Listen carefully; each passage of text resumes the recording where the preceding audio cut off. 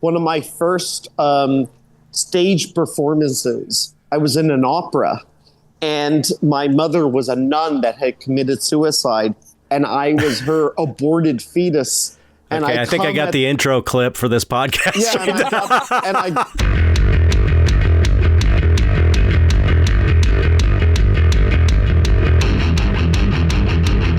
Hey everybody, welcome to another episode of the Dark Art Society podcast. I'm your host, Chet, and today I have Gabe Leonard and Christopher Ulrich on the show with me to discuss our experience at the LA Art Show, this big art gallery convention that happened over the weekend.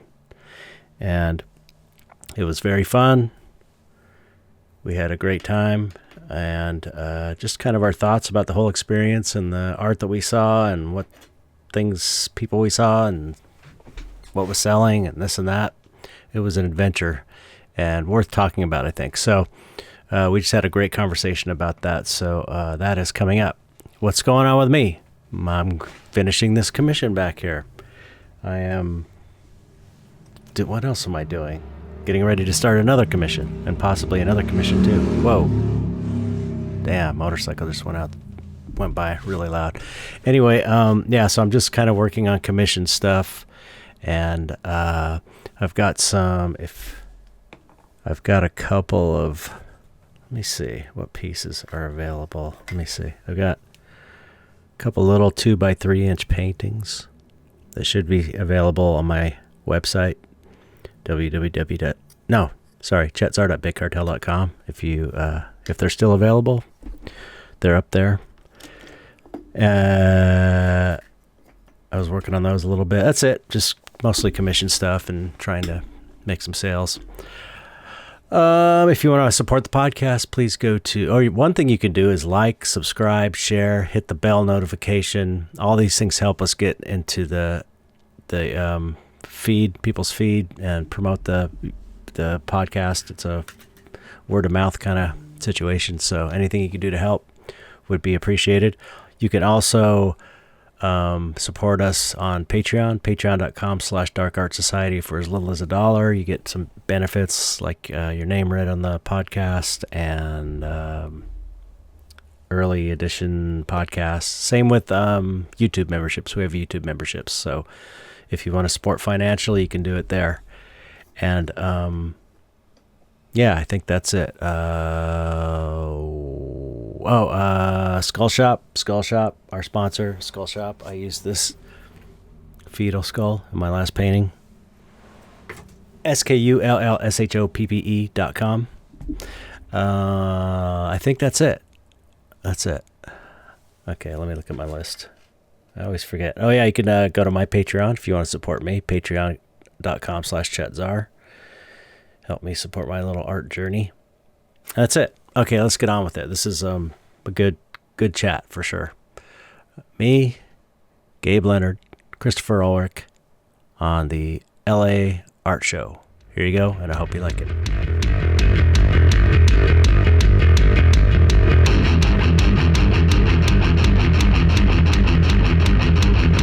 Hello, you guys. Hey. Hello. Gabe, Christopher, welcome. Thank you so much for coming on the podcast. Awesome. Hi. Hi, Gabe. Hi, Chet. All right. Well, we went to the LA Art Show. You know, what's funny is someone commented, I made a post about the LA Art Show, like it was the last day or something, or thanking Gary and Erica for the booth or whatever. And someone said, "You and Gabe recap?" So before I said anything about it. And so I was like, yeah. And Christopher, we're getting them used to it. Yeah, and Christopher Ulrich too. So this is our recap of the LA Art Show. We went twice this time. I don't think we've gone together more than once before. Well, Correct. we wanted to really make sure our back wouldn't recover. Yeah, I know. Yeah, the point you made about... My review for the show is they need more benches to sit on. Free back braces for the elderly. Yeah. Something. Yeah, Gabe and I seem to have back problems when we do these shows. Christopher, not so much. I never hear you complaining about your back like we do. No, luckily my back doesn't. But I'm very sensitive to those that have back issues. Yeah. It's probably because you're making giant paintings all the time. I tell you, the smaller pieces are the worst. You turn into a goddamn hunchback when you're trying to make those pieces. My Lord. I agree. That's why I refrain from those. My back is all messed up for painting these. Look at that. What the hell? I want to zoom in. That's the actual size of the image. 2x3. Unbelievable. I got 2 left, so you can go buy them, whoever. You should just start making paintings on the back of on the head of a pin next. I had somebody do a painting on a it was super cool. It was that artist Sugar Fuel. I don't know if you remember that guy.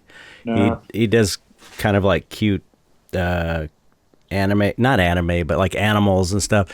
And he did a Z tile from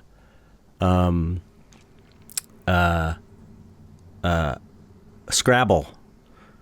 The back of it, he did a painting on a Scrabble tile. Yeah, I have it on my, and he gave it to me. It's a super cool. It's really great. I mean, it's kind of a cool idea, but man, those little ones are a bitch. That's the kind of thing that I would find in my washing machine because I left it in my pocket. Yeah, I do like the idea of art that you can carry around with you and show off. That's kind of fun, but then you do have that worry. I was thinking it'd be cool to make a really cool like little case or almost like a little suitcase that holds all these little tiny paintings that you can kind of like show. There's my collection in my suitcase. That's called a portfolio.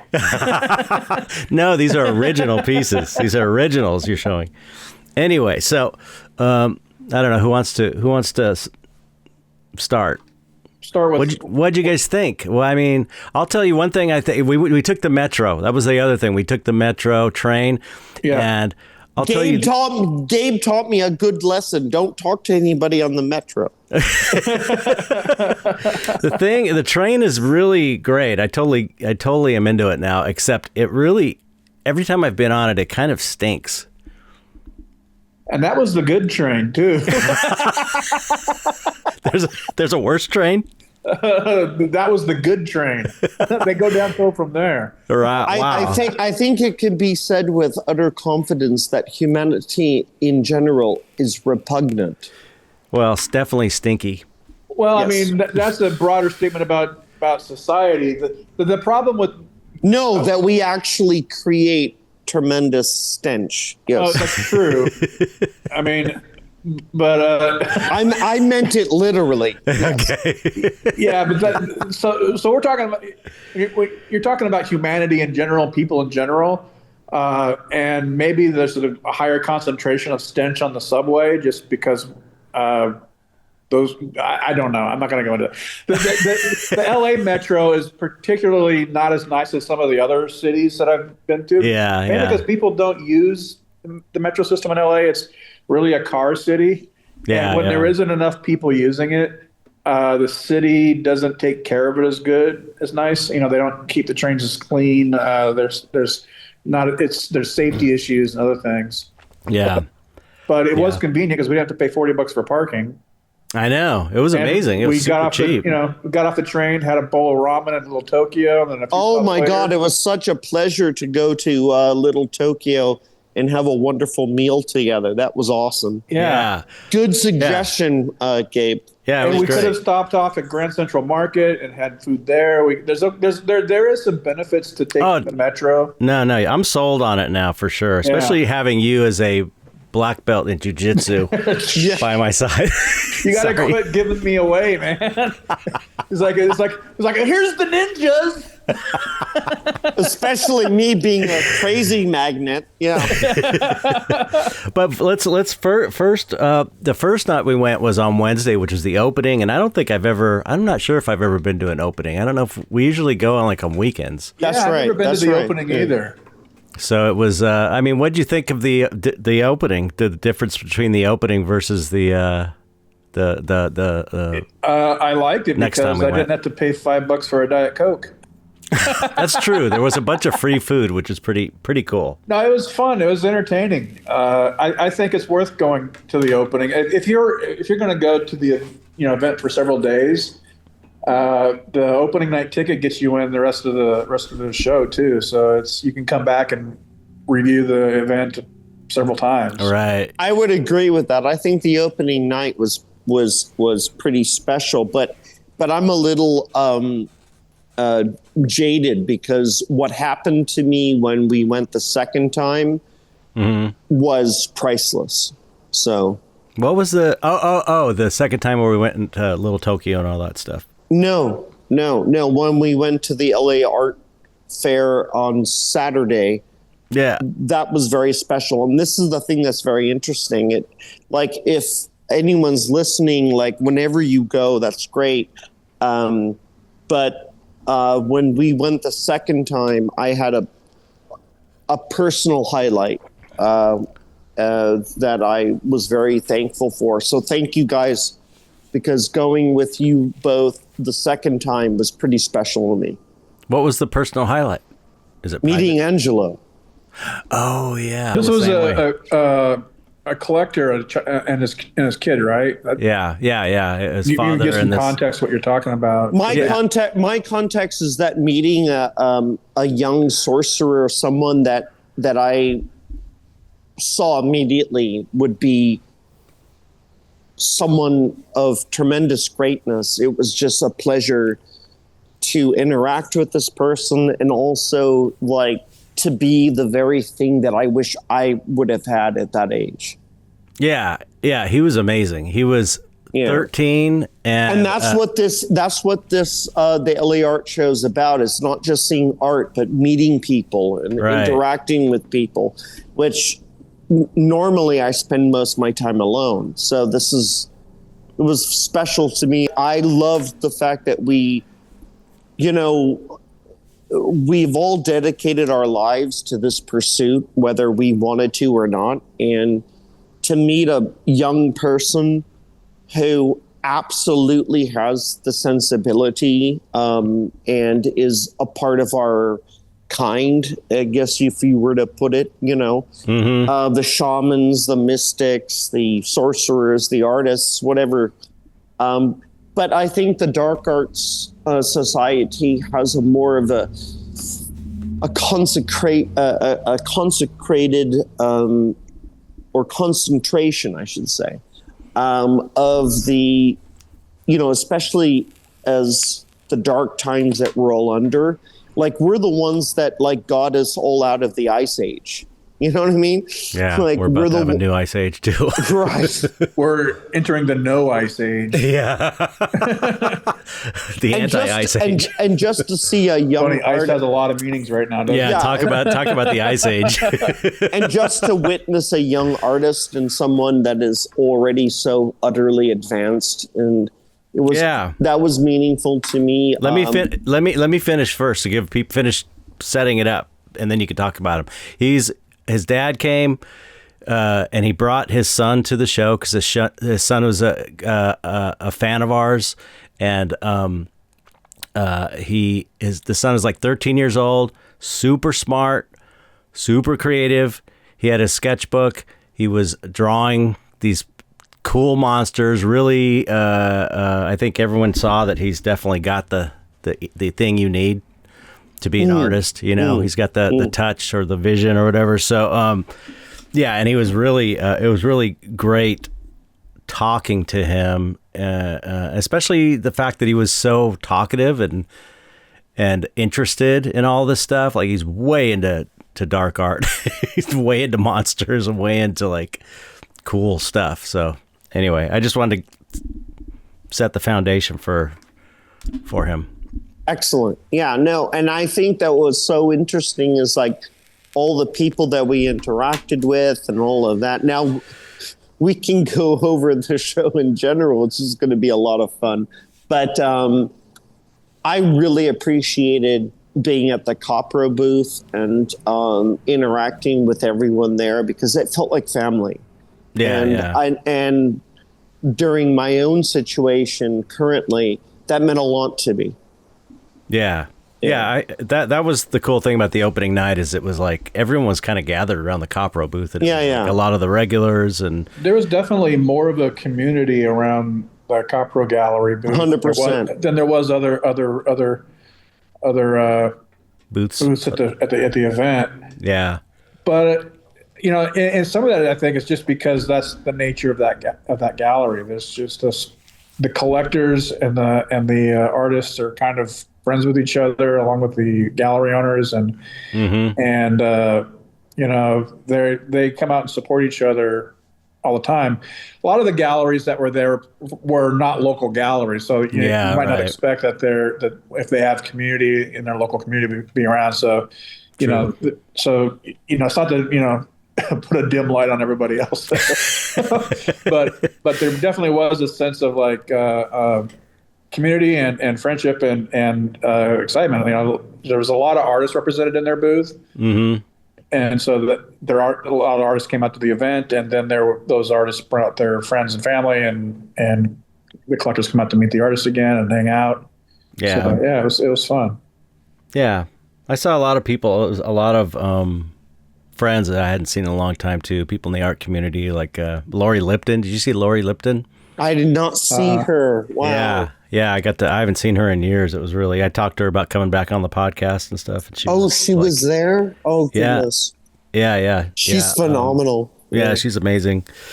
Lots of people, but for me it was the as far as the best booths. It's the same ones that I always think. It's the Copro booth and the Arcadia booth. Oh, I loved their booth. Oh my gosh, was mind blowing. The work there is just so amazing. Oh, all gorgeous, these painters, gorgeous. And I like that they were all different, but they were all at the same level. That's taste. That's somebody that has an eye. Whoever curated that. So. Hats off to them, Definitely cohesive. Oh, immensely. Too, all at the same level, all vibrating at, it was really incredible.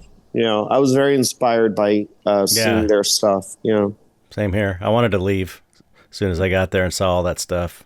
Saw the Copper booth at the Arcadia. It's like, okay, I got to leave. I want to go paint. That's awesome. And that's the whole, and I think that is like the whole point of the LA Art Show is that it should inspire you.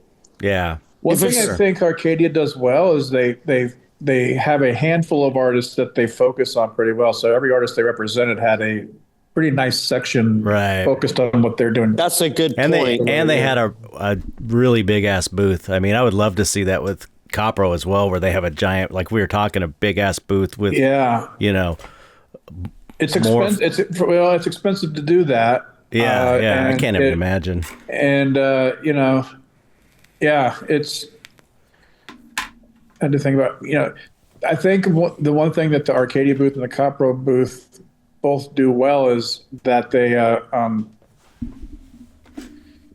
a vision for the kind of work they're carrying. So even though all the Arcadia booth artists had different kinds of work, they looked cohesive as a group of artists together. Definitely. They represent a certain taste. Like galleries, some galleries I think that represent a bunch of artists. Often they are scattered. They're trying to have they're like a Haagen-Dazs ice cream shop. They want like a flavor, 31 flavors. Right. And they don't have a real particular vision for what they're doing. Mm-hmm. Other than let's just see if we can, we have, like puppies in this corner. We have, other things in this corner. Like they're trying to do a little bit of everything to try to have something for everybody. Yeah. And I think that, the galleries, at least at the event that were worth taking note of, that were representing multiple artists, they had a viewpoint and a certain take on what kind of art they represent. Yeah, and a clear identity. Yeah, and so Copro does it. Copro's good at that, and Arcadia's good at that. Most of the other booths, if I remember right, were generally, even though they were representing. They were a gallery, they would focus on maybe one or two artists. Right. And so that helps narrow the focus on some of the stuff. Which is great if the artist is absolutely amazing. Yeah. But I don't know. I maybe I felt like the Copro booth was the most different than any of the other groups. And it's like, whereas Arcadia was really well put together, the artists were amazing, but it was definitely not as weird as Copro. It's like Copro Copro covers the weird side. I wouldn't of the art say world. it is weird. The entire Weird. I don't say a bad. That's not a bad. No, that's not an insult. I don't even mean it's weird in the sense of weird. I mean, it has some unconventional type of artwork, or not. Like most of the artwork in the show was a lot of contemporary home decor type of artwork. So it would be like, it would Mainstream. go well at the Pottery Barn. Well, I think what makes Copro stand out to listening to the both of you is that I agree with both of you. I think it was weird, but what makes Copro so special is that all the artwork there was at a level that was undeniably art. Whether it's your taste or not, it doesn't matter. But the quality was there. And I think that that's really wonderful, not only to be a part of it, but to see that everything there was done well. Mm-hmm. Yeah. And I went to some of the other galleries. Yeah, same with Arcadia. When I went to some of the other places, that was not so much the case. Yeah. Well, when you think about collecting art and why people are collecting it, often in my mind, they're collecting artwork as a way of expressing themselves, as a way of reflecting a sensibility about who they are, in their home. It might be aspirational. It might be, projecting something that they want people to know about themselves. Mm-hmm. And so when you're collecting what I was terming as like home decor, some of that artwork is meant to look nice in an overall setting, but not really to draw attention to itself or make any statements. And that's fine. That's legit. It's a type of artwork. That is. The artwork, like in Copro and some of the artwork in the Arcadia booth, is artwork that demands its own attention. Agreed. That's a good point. Yeah. If you don't want something that's going to cause you to quit looking at the TV and staring at your painting, if you don't want the artwork to upstage your couch, Yeah, definitely. That's a good point. Yeah. I mean, but isn't that like with the subsequent podcast we had? Isn't that the essence of art? Isn't it? It's not. It's supposed to be sacred. It's supposed to be a manifestation of intent, something contemplative, something. Well, I mean, I think that. You think that. That's the nature of the way we make art. Yeah, not necessarily the way everybody wants. Some people some people want to go out to eat, but they just want a cheeseburger. Yeah, there is. I mean, there is. Or they everybody has. Get Gabe, I really want a cheeseburger right now. God damn it. Well, there's one down the street. We can go right after this podcast. That doesn't sound like a bad idea to me either. Yeah, you guys are close to each other. But there is that. That's one thing becoming a professional fine artist, I've learned is that everyone has their own kind of perspective on why art exists and why we're doing it. And there is a legitimate, I used to be when I first came in, I was really kind of snobby about it. But there is like a place for artwork that is less deep, and more decorative. It's like I appreciate a lot of that stuff too. It's like if it's well painted, I dig it. I wish I was less deep across the board. I wish that I sold insurance. That There's still time. I was a born again Christian. It's never too late. That I had one of them 401 401(k)s. Is that what how you call it? 401(k). Yeah. And then I was a normal person, That would have been lovely. I know people. You don't want to be them either. Everybody, we're just outwardly abnormal. Everybody's abnormal. So let's get back to the show, since that's the. What do you want to ask about the show? I don't know. The general thoughts. It seemed well attended this year. Yeah. Yes. At the first night, I thought it seemed smaller than the previous year, but that's just because of where I was looking. It was a fairly decently sized show. It wasn't so big and overwhelming that you couldn't see it all if you wanted to walk through it all. I felt like this year was really less sort of traditional artwork, and like I said, a lot more contemporary home decor type of artwork. And not trying to denigrate it by calling it home decor. It was just decorative type of artwork. Yeah.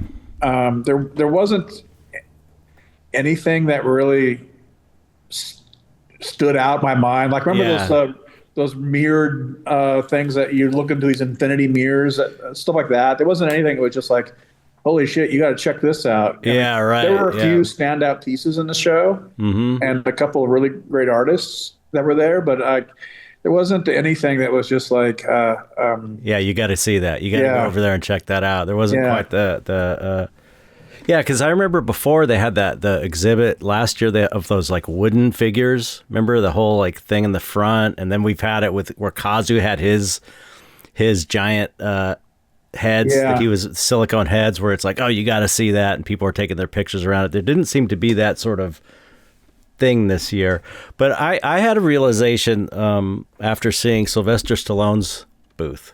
Oh gosh, because I didn't know he was a painter, but I did. Hear me out. Yeah, right, because you were represented by the same people. Here's the thing about celebrity art. I am totally down for celebrities to paint. I think it's cool. I think everyone should paint, even if you don't know what you're doing. And it's, it looked to me like it was this very kind of, I don't know, it was kind of naive, just pure expression, Sylvester Stallone stuff, not super technical.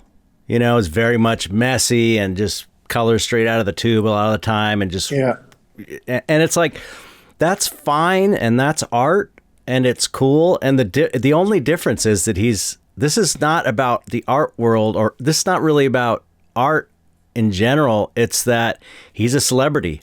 That's why he has a giant booth with giant paintings.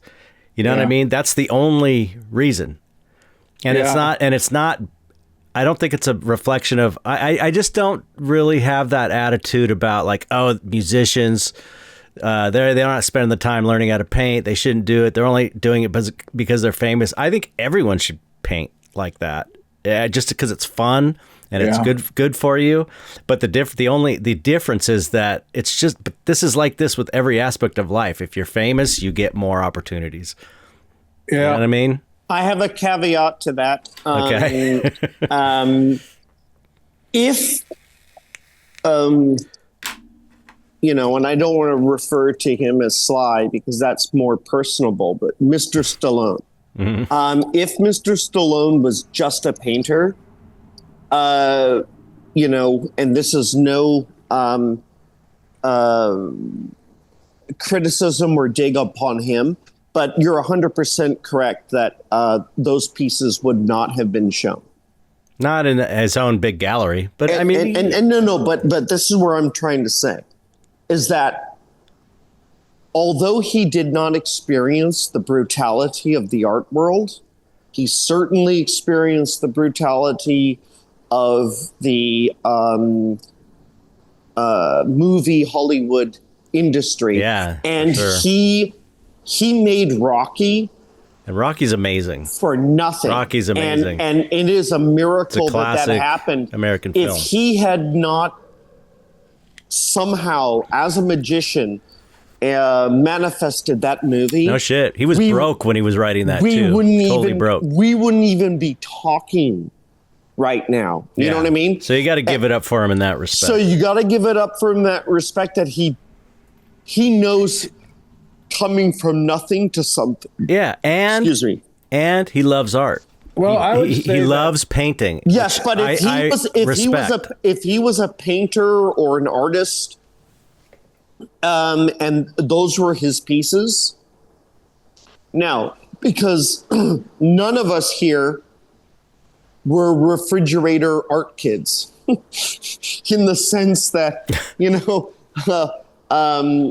we toiled and worked and did not have technical proficiency, and it was a fight to get on a wall, let alone a whole gallery to represent you. You know what I mean? So I give him a caveat in the sense that, if a celebrity is interested in art and all that, and they make paintings, yes, because they're a celebrity, a gallery will show them because the name is greater than the piece. Yeah. I think every real artist should make the piece greater than their name. Okay, go, Gabe. My view is that it doesn't really matter if you like his art or not. The fact that he's produced this artwork and it's, other people produce artwork and is celebrity or not, he is including himself in the community of artists. And he is an artist making artwork, whether it's, technically trained or not is not really relevant, I think. And no, he wasn't using his celebrity to gain an advantage. I mean, it's like this. If you were a big celebrity and you loved to paint and you had this opportunity to show your work, you would do it. Probably because you want people to see it because you love painting and you love it and you're into it. And he has the resources and relationships to be part of the LA Art Show. And I don't think that his celebrity was upstaging his artwork, because it didn't, other than his own likeness being in some of the images, it didn't say Sylvester Stallone across it like with big neon lights. Yeah, that's it was true. Presented as it is for what it is. And I feel like his artwork was probably some of the more honest work there. Because he wasn't trying to be something else. That's he wasn't true. trying to display some sort of technical, prowess. He wasn't. Yeah, my favorite part was a photograph of him with, I guess, his child that he's holding. Yeah, he lost his child recently too. I know, and I was very sensitive to that. His son, and I was very sensitive to that, and I thought, like, this guy's been doing this for a long time. That work that he had on. It struck me as a very personal work and not necessarily something that he was doing for an audience. That's a good point. But anybody who makes artwork wants that artwork to connect with people. That's why we make it, is that we can connect with other people and say, hey, look at this. Does this, this is how I experience this world. I want to see if you connect with, do you connect with it? So he was, I haven't spoken to him, obviously. I don't know him personally. I did. I met him when I was 9 years old. Really? Yeah. My sense was that he wanted to present his work the way he wanted to present it to the public, and that was a good access for him to do that. And I get that sense from a number of celebrity artists that mostly they make artwork and they want to connect with people through their paintings and drawings and stuff. And when it comes to like getting in front of the public, you use whatever you have available to you. If you're a celebrity, that's what. Look, I use my connection with Tool to try and get out in front of more people. So, it's like you use what you got, There is an actor that is, in my opinion, the greatest actor ever, who is an artist, Anthony Hopkins. I would just die to be able to talk to him. I've never seen his paintings. I have not. There's a lot of Jim Carrey's another one recently. Yeah. Jim Carrey's painting. Oh, that's amazing. Yeah. Oh yeah, he's been painting for a while since George the pandemic, Bush. I think. Yeah, George Bush. Hunter and it's Biden. like he does portraits, does he not? Or I mean, I just brought that up because it was, for me, it was kind of a realization, because I was one of those people that was just like, oh, they suck. And, most people kind of feel this way too, unless you're a fan of the celebrity, especially most artists are like, oh, they don't know how to paint. They're just doing it because they're famous. But like you said, it was really, they were large pieces. They were not the kind of pieces you would do to just make money. He doesn't need to make money. And it was very raw, visceral self-expression with whatever training or whatever ability he had with materials. And I do have a question. I do have a question for you both. What's up with the half frames? The what? Yeah, that was like he had his pieces frames, but they're only a half frame. I don't know. That's just a stylistic choice. Who knows why? Oh, okay. Right. Well, I guess. I don't think it had anything to do with any meaning. It could. What were you saying, Gabe? I don't know. Oh. Sorry to interrupt you. Yeah. So anyway, I feel like I have more of an appreciation for celebrity painters. What I was saying is, if you didn't know who had made the paintings, you wouldn't have thought you wouldn't have, the idea that they were made by a celebrity wouldn't have been right. You would have just said it's this kind of this style of art. Yeah. This kind of like naive style of it fits in with the art that's generally on display at the art show, and the artwork was cohesive. It's true. It was large. I do find that to be an interesting dilemma, because what if it's the inverse? I mean, most people create work and hope to have a name, and then somebody has a name and create work, and it's kind of an inverse, isn't it? Because I mean, kind of like having the work live on its own merits without having obviously that's our camp, and that's our prejudice, that's our camp, that's what we've experienced. But I mean, I do think it's rather fascinating if I had been independently a famous person and created the work that I do, it would be very interesting, because I would always have a question in my mind: do people respond to my work because of me, or because of the merit of the work? And then you're opening up a whole deeper question of what is artwork. It's not the extension of your persona or your name. You're just the one that either gets the credit of it or the the criticism of it. Your name becomes something because your work has a certain kind of recognition to it. Mm-hmm. This is what's quite fascinating, because for us, the work defines us, not us defining the work. But to a celebrity, I think it goes both ways. I think when people see your work without knowing anything about you, they come to whatever conclusions. It becomes about whatever they can figure out about what you're doing. And they bring their own preconceptions to it. But when they get to know you or understand more about you, they get a better and broader context, and that might change their view about what you're doing. Yeah, I agree. It's like that was one of that whatever that artist thing the lecture series I took, this art marketing guru guy. It actually was really good. So good you can't remember his name. Yeah, I didn't say his artwork was his art. He was a good artist, but he made the point, like, think of artists are selling themselves, and it's like, the names of the artists, you don't know all the names of their paintings, but you know the name of the artist for sure, famous artists.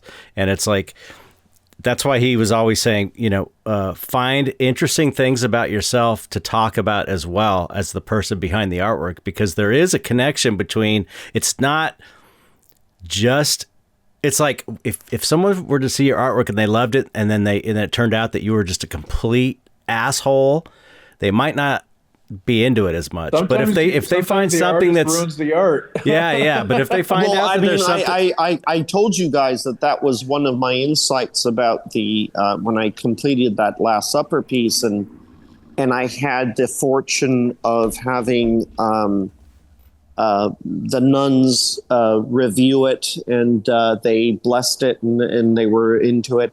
And then one of the nuns, I won't name them, she said, "Where is Judas?" And I wasn't able to answer the question. But later I found out where Judas was, and it was my own self-portrait. Yeah. And the insight is that the artist betrays their own work. Mm-hmm. And this is why it was so uncomfortable at the LA Art Show when that microphone was put on me and all this to talk about my piece. It's like, I've reached a point in my life, it's like, my voice is the last voice I want to hear. Yeah. That wasn't for you, though. That was for the people who are going to see your work online, for whoever was recording that. That's agreed. I'm just saying. So I know what you mean, because I've heard my own story ad nauseum. I'm tired of it, but not everybody has heard it. And so, when I was giving my spiel about my paintings, I had told the spiel. I had told the story 1,000 times. There are 4 magical principles, and I fail at the 4th immensely: to will, to know, to dare, to keep silent. And to keep silent is one of the virtues of those cardinal principles, of those axioms that our current society seems to be absolutely. You can't keep. Well, when someone's asking you to speak, being silent is probably not the place to do that. And yes, Gabe, I know. I won't talk to anybody on the subway. But if they're interviewing me at an LA Art Show, I will talk. So that's their lesson. Here's a good way to measure it. If you don't have a microphone, feel free to shut up.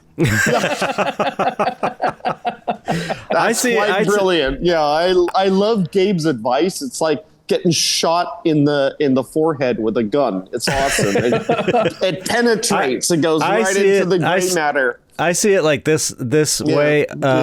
You have to, if you want your artwork to get in front of as many people as possible, if you want, which is what we want people to see it. If you want your artwork to connect with people, if you want to have that interaction with, if you want people to connect with your artwork, you have to talk about it, and you have to promote it. You have to put it out there. I think that's the hardest thing for artists to learn, is how to talk about their own artwork. I know, because that's the whole.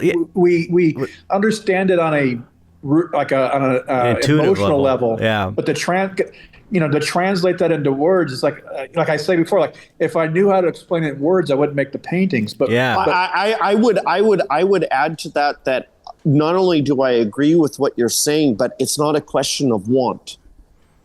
You must.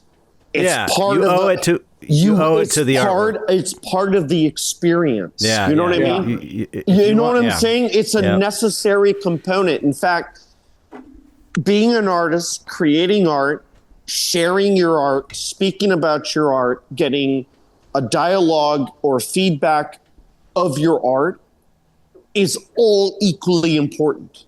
Yeah. It's not a question of, oh, I'm the artist, I don't want to talk about it. Well, guess what? It's not about you. Get in line.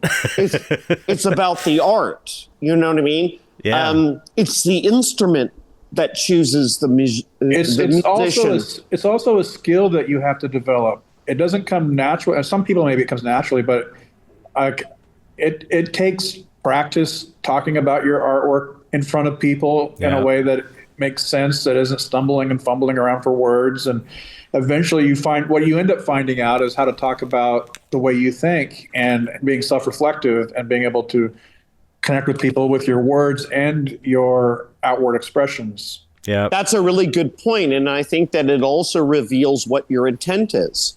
If you're shallow or superficial, when you talk about your art, that's what's going to come across. If you talk about your art because you experienced a lot of self-discovery or whatever, that's what's going to come. If it's all about a technical achievement, something you needed to figure out, that's what's going to happen. I think that a lot of times people want to obfuscate from being reflected because they want to be seen in a particular manner. Mm-hmm. I think what I love about art is that you can't lie. Yeah. It turns you inside out. If you have an art show, you're the one in the art show that's the most naked. I think you can lie, but I think other artists Yeah, I can tell you're lying. Which means you can't lie.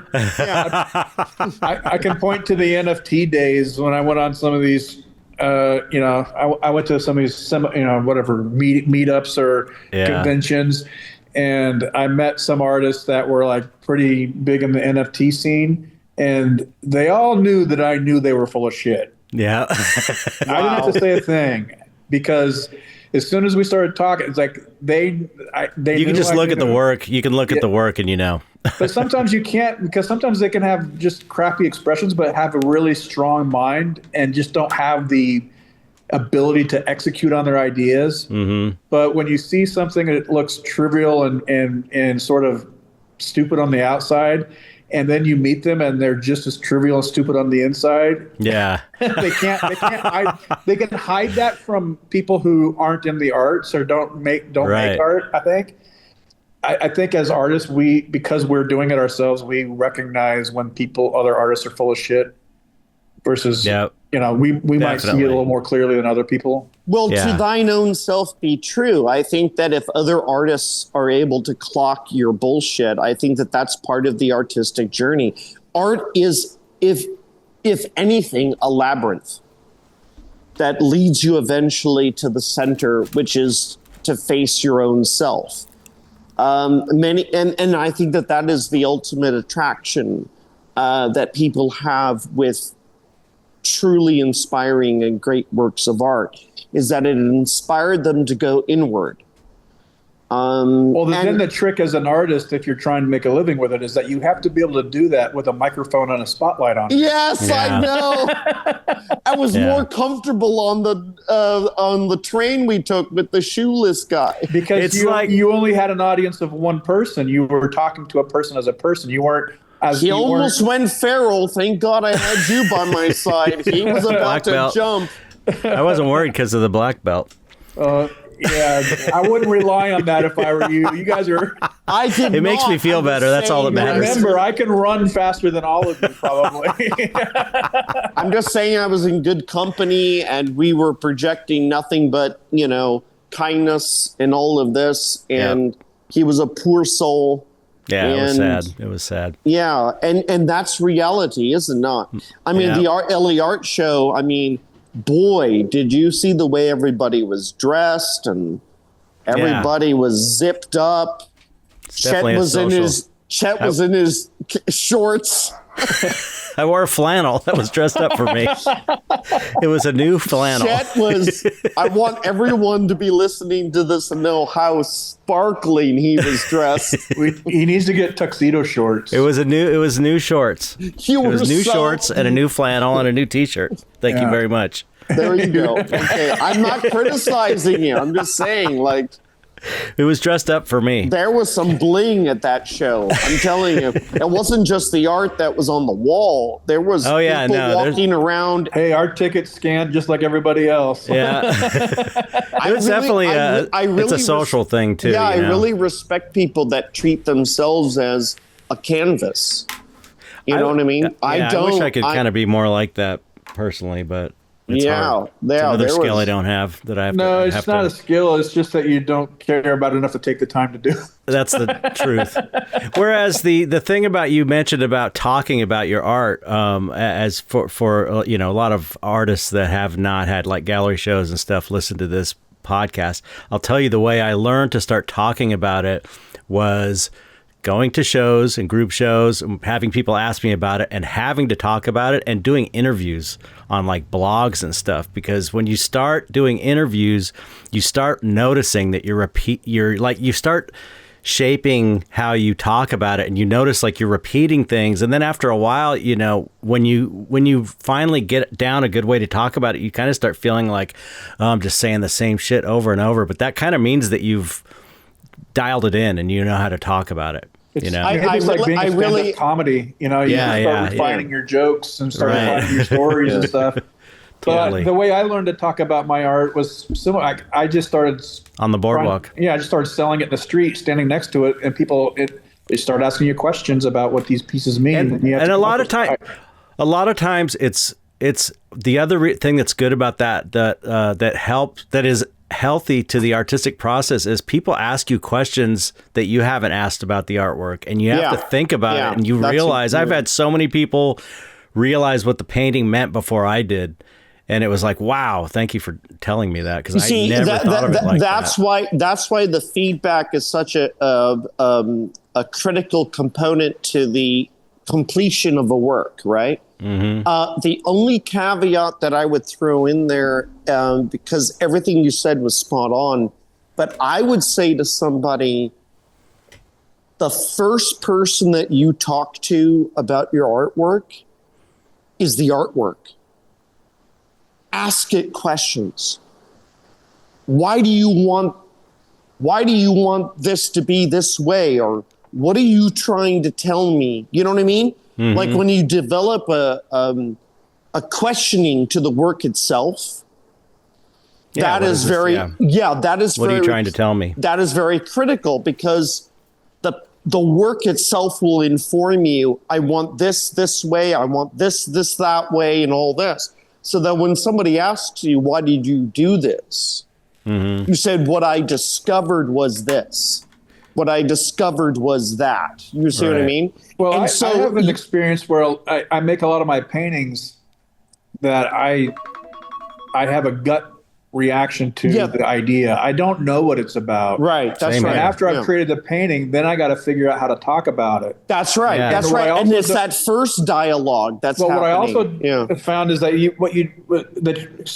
I don't want to have such a strong story about it that somebody else is usurped from their own. I know. That's the other. Mm-hmm. I'll give you an anecdotal story. Like I was at a show, I had one of my train paintings, and this girl was like, oh, I really like this painting, and I started going on this whole story about what it was about.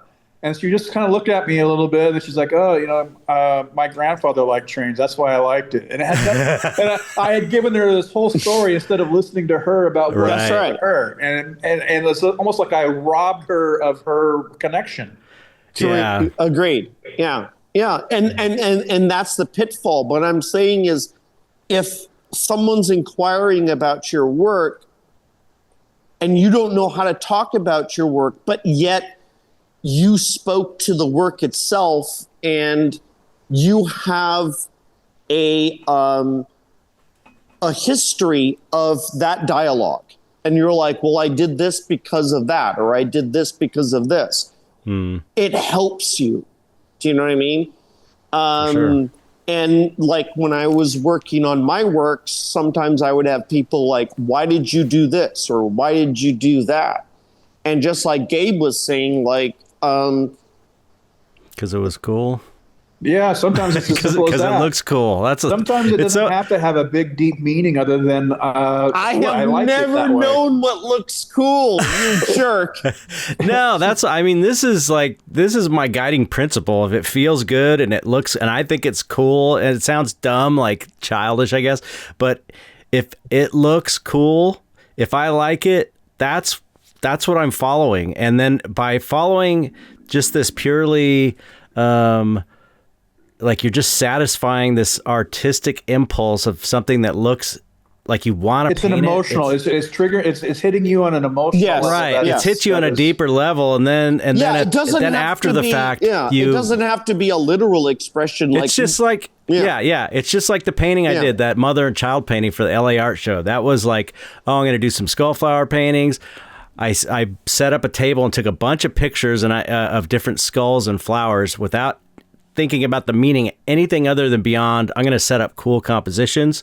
Yeah, and you're that was just, it. Yeah, and that was just one of many. And I painted that, and I was like I didn't know what it meant, and I was like, is it kind of weird that it's got a child's skull and an adult skull, and what's that all about? And then after, it was a beautiful piece. Oh, my goodness, thank you. But afterwards, I was like, oh, it's obviously it's the mother. It's about the eternal love between a mother and a child. Did I ever tell you that was it? And it was like perfectly expressed, I think. And it was like, I didn't think of that idea. It was like exactly. You know why it resonated with me? Like one of my first stage performances, I was in an opera, and my mother was a nun that had committed suicide, and I was her aborted fetus Okay, I think I got the intro clip for this podcast. And my debut was to enter stage and hold her as she goes into heaven. That was your piece. Oh wow, that's cool. Yeah, I found it to be utterly divine. I mean, I appreciate the mother that expired with her child, and yet new life grows around them. That's why I think that the skull flower paintings, everyone has done an iteration of that, but the way that you do it is uniquely different. And I thought that, I love that piece. It spoke to me very personally. Oh, thank you. Yeah. I remember in my pajamas on that stage in the opera. You learn something new every day. I never knew you were in an opera. Yes. Okay, we have to. I can't go too long today because I have another meeting in like 20 minutes. So or 25 minutes. So, give me your final thoughts about the LA Art Show. What are the major things you came away with? Go. I don't know. I feel like I was more opinionated by previous art shows. Yeah. You definitely. Yeah, you were less critical this time for sure when we were walking around talking about it. That's because he was tired.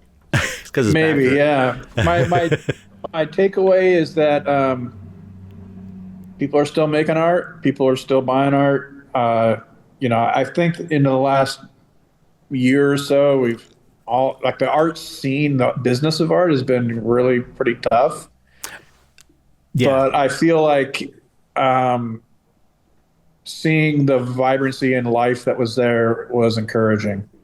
Yeah, for sure. I would agree with Gabe. I mean, for personal reasons, when I came to Gabe's studio, I didn't even want to go, and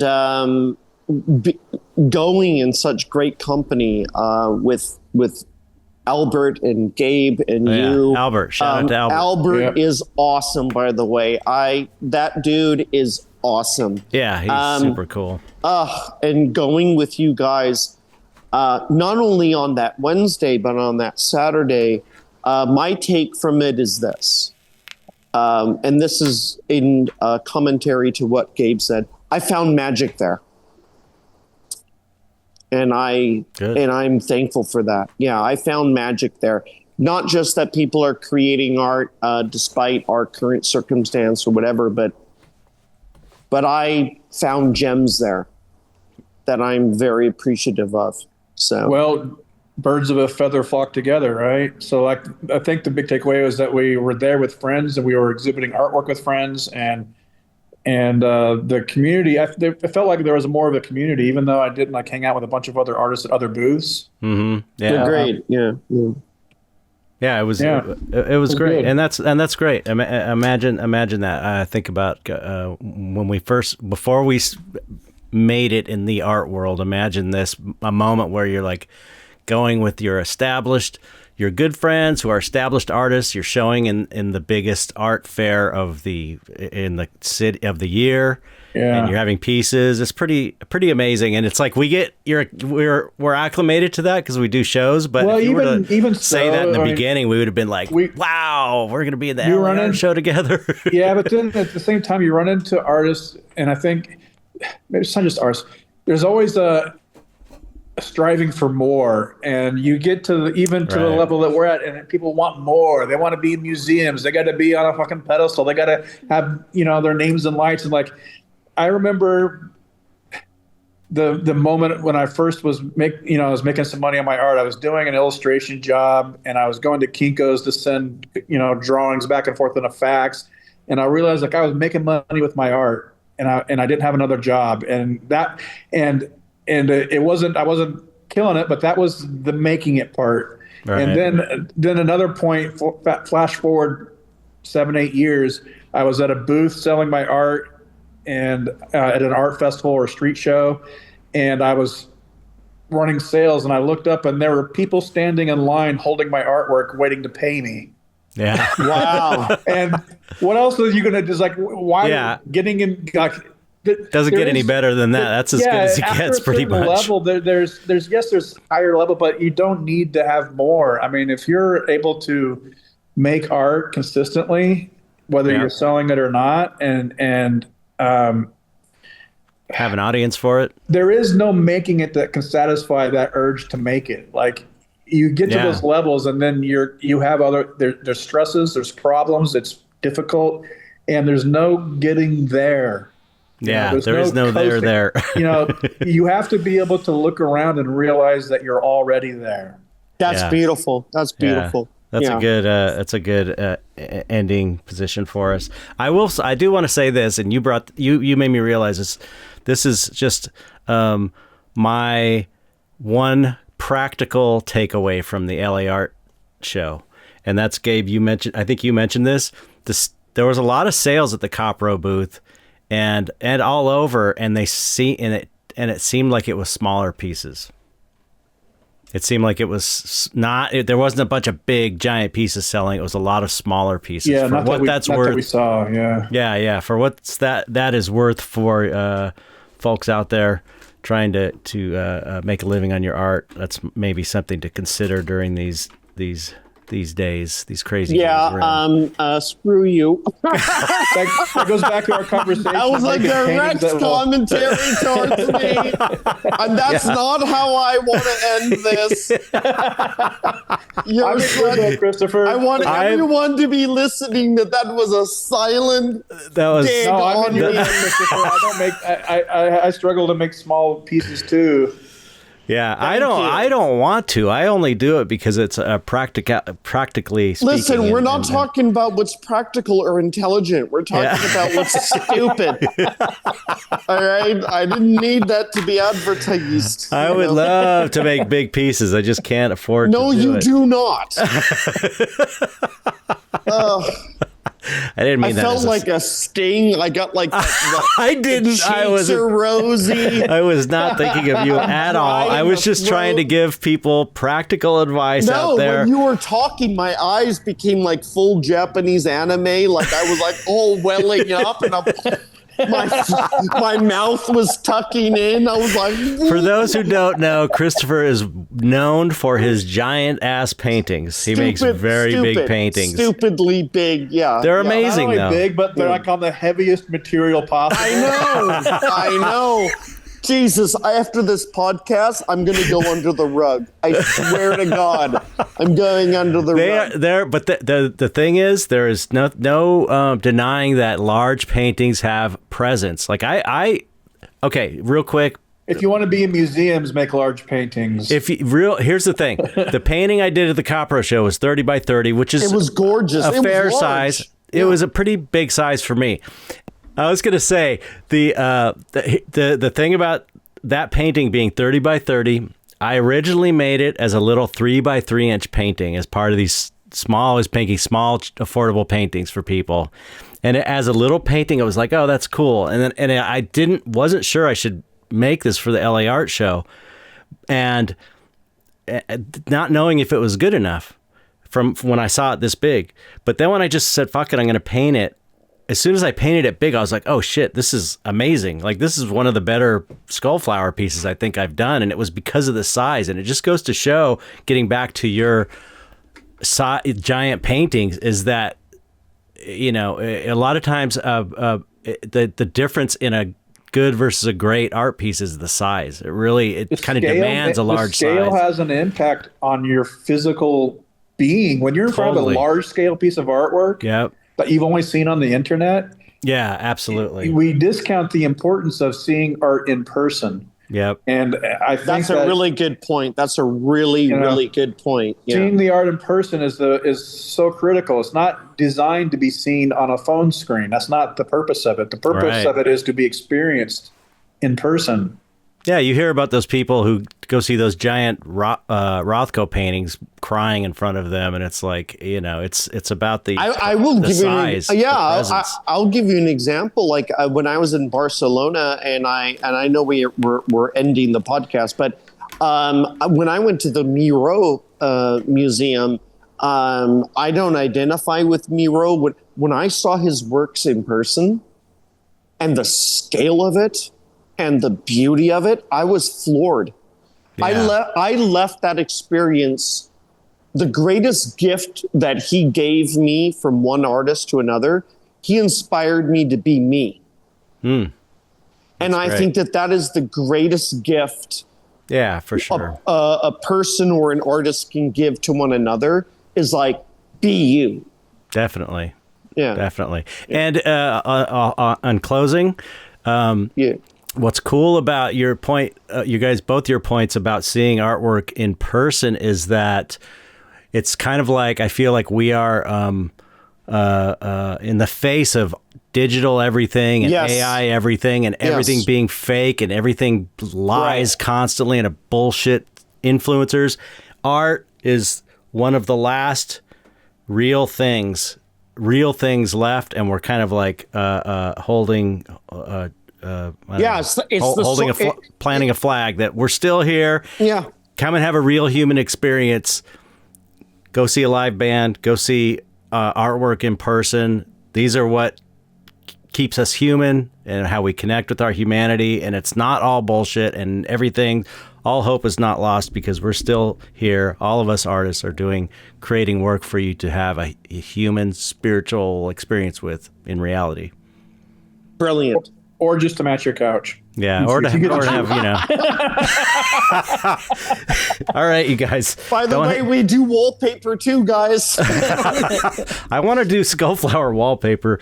Okay, anyway, thank you guys. Don't hang up, and I appreciate you guys. You guys say goodbye to everyone, though. Goodbye, Bye. everyone. Bye. Thank you for listening. You guys are awesome. Bye.